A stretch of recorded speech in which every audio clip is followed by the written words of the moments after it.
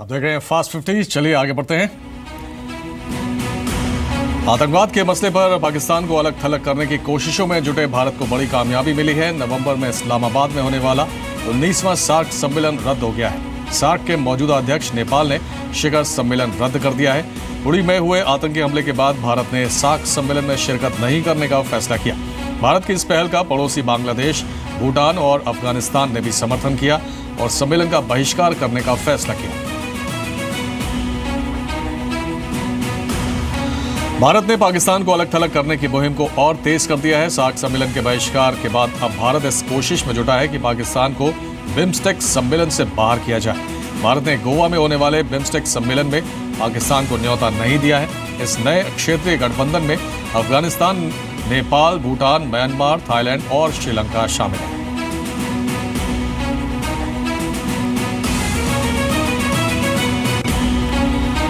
सिंधु जल समझौते पर संकट के बादल मंडराते ही पाकिस्तान बौखला गया है। 56 साल पुराने इस समझौते के टूटने की आशंका के बीच पाकिस्तान ने वर्ल्ड बैंक से गुहार लगाई है। पाकिस्तान से सिंधु जल समझौते को बचाने के लिए वर्ल्ड बैंक से मध्यस्थता करने की अपील की है।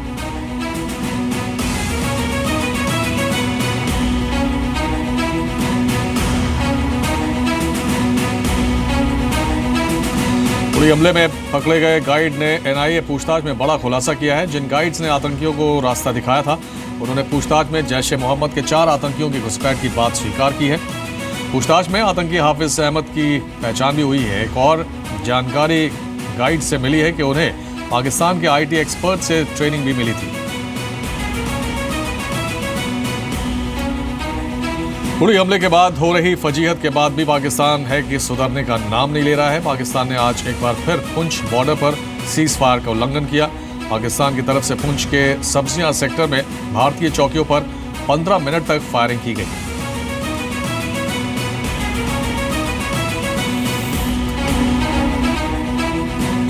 सुरक्षा एजेंसियों ने दिल्ली में आतंकी हमले का अलर्ट जारी किया है। अलर्ट में कहा गया है कि उड़ी में हुए हमले की तरह आतंकी दुर्गा पूजा, रामलीला, दिवाली, छठ के मौके पर बड़े होटल्स, बाजार, एयरपोर्ट, मेट्रो स्टेशन को निशाना बना सकते हैं। अलर्ट में निर्देश दिया गया है कि इन जगहों की सुरक्षा फौरन कड़ी की जाए ताकि आतंकी घटनाओं को रोका जा सके।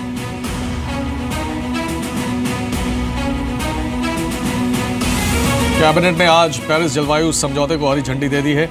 पीएम मोदी ने रविवार को ऐलान किया था कि उनकी सरकार 2 अक्टूबर को गांधी जयंती पर पेरिस समझौते को स्वीकृति देगी। पेरिस जलवायु समझौते को अब तक कुल 60 देश स्वीकृति दे चुके हैं। पेरिस में दिसंबर 2015 में 195 देशों ने समझौते को पारित किया था।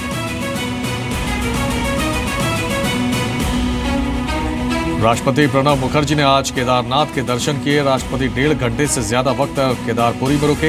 इस दौरान उन्होंने स्थानीय पुरोहितों से मुलाकात की। राष्ट्रपति ने करीब 25 मिनट तक पूजा अर्चना की। राष्ट्रपति के साथ उत्तराखंड के राज्यपाल के पॉल और मुख्यमंत्री हरीश रावत भी मौजूद रहे। कॉर्पोरेट मंत्रालय के पूर्व डीजी बीके बंसल के पूरे परिवार के खुदकुशी करने के मामले में सीबीआई के अधिकारी भी जांच के दायरे में आएंगे। मामले की जांच खुद सीबीआई करेगी और किसी के दोषी पाए जाने पर सख्त कार्रवाई होगी। गौरतलब है कि बंसल के घर से मिले सुसाइड नोट में 5 सीबीआई अधिकारियों पर उत्पीड़न का आरोप लगाया गया है। सुसाइड नोट में बीके बंसल और उनके बेटे योगेश ने सीबीआई पर गंभीर आरोप लगाए हैं। शिवसेना के मुखपत्र सामना के संपादकीय में प्रधानमंत्री नरेंद्र मोदी पर हमला किया गया है। संपादकीय में पीएम के कोझिकोड में मुसलमानों को लेकर दिए गए भाषण को लेकर कटाक्ष किया गया है। उद्धव ठाकरे ने मुसलमानों को लेकर मोदी के इस तरह के भाषण के बाद हैरानी जताई और सवाल पूछा कि आज अचानक मुसलमानों के खुशामदी की जरूरत क्यों पैदा हो गई। पीएम मोदी द्वारा मुसलमानों के सशक्तिकरण की वकालत करने के बाद अब केंद्र सरकार कल से अल्पसंख्यकों के लिए प्रोग्रेस पंचायत अभियान शुरू कर रही है। इसका मकसद आम लोगों को अल्पसंख्यक मंत्रालय की योजनाओं की जानकारी देना और विकास के लिए धन के इस्तेमाल के बारे में उनकी राय लेना होगा। कार्यक्रम का मकसद मुस्लिम समुदाय के बीच गलत धारणा को भी दूर करना है।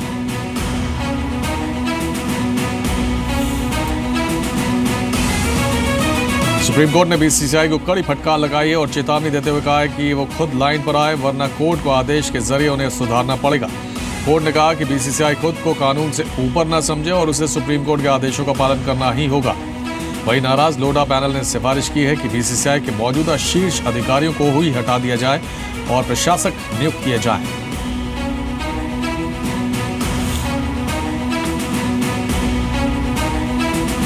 यूपी के मथुरा में बीजेपी अध्यक्ष अमित शाह ने रैली कर एसपी और बीएसपी पर जमकर हमला बोला। उन्होंने लोगों से अपील की कि वो समाजवादी पार्टी की सरकार को उखाड़ फेंके। हालांकि आज की रैली के दौरान उन्होंने कांग्रेस पर एक भी शब्द नहीं कहा।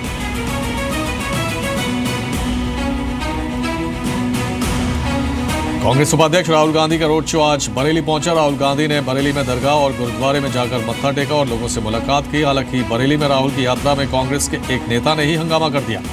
कांग्रेस नेता ने राहुल से मिलने के लिए एसपीजी से लड़ाई कर ली।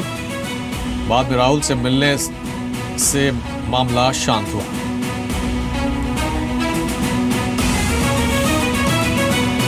बिजली कीमतों को लेकर कांग्रेस ने आज पूरे राजस्थान में प्रदर्शन किया। हालांकि राजस्थान के कोटा में कांग्रेस का प्रदर्शन एकदम अनूठा था। यहां कांग्रेस कार्यकर्ता बिजली के दाम कम करने को लेकर नदी में उतर गए।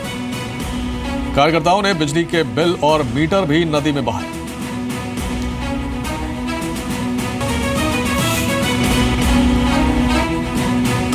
शांति के लिए असम के कोकराझार से कश्मीर के लिए निकली सद्भावना यात्रा आज लखनऊ पहुंची। जहां उत्तर प्रदेश के मुख्यमंत्री अखिलेश यादव ने हरी झंडी दिखाकर सद्भावना यात्रा को आगे के लिए रवाना किया।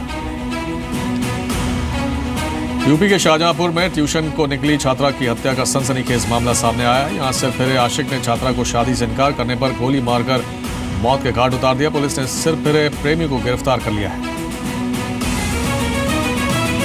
आरजेडी नेता शहाबुद्दीन की जमानत रद्द करने की अर्जी पर कल भी सुनवाई जारी रहेगी। आज सुप्रीम कोर्ट ने पीड़ित पिता और बिहार सरकार का पक्ष सुना। सुप्रीम कोर्ट में कल शहाबुद्दीन के वकील दलील देंगे। आज पटना में हेलमेट चेकिंग के दौरान पुलिस और जूनियर डॉक्टर के बीच झड़प हो गई। इस झड़प में कई डॉक्टर्स घायल हो गए। पुलिस ने 5 जूनियर डॉक्टरों को हिरासत में लिया है। इसके विरोध में डॉक्टर्स हड़ताल पर बैठ गए।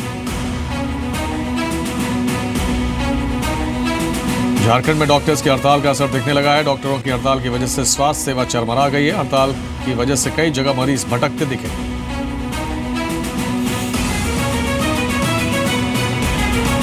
जून 2016 से दिल्ली में सीएनजी किट के रजिस्ट्रेशन पर पाबंदी लगा दी गई है, जिसके विरोध में सीएनजी किट लगाने वाले व्यापारियों ने आज दिल्ली सचिवालय के बाहर प्रदर्शन किया। इनकी मांग है कि रजिस्ट्रेशन पर लगी रोक को जल्द से जल्द हटाया जाए। साथ ही व्यापारियों का आरोप है कि बड़ी कंपनियों को सरकार ने रजिस्ट्रेशन की छूट दी है। दक्षिणी कश्मीर के अनंतनाग के एक युवक जुबैर अहमद इत्तू ने एसएसबी की परीक्षा में 4था स्थान हासिल किया है। जुबैर अहमद इत्तू भारतीय सेना में बतौर अधिकारी शामिल होंगे।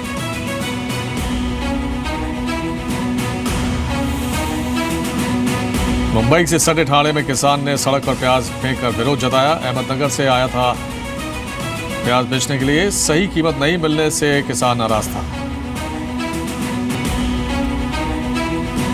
स्वर कोकिला भारत रत्न लता मंगेशकर का आज जन्मदिन था। 87 साल की हो गई लता ताई।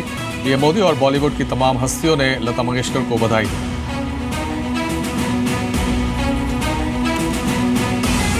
तो फास्ट 50 में बस इतना ही।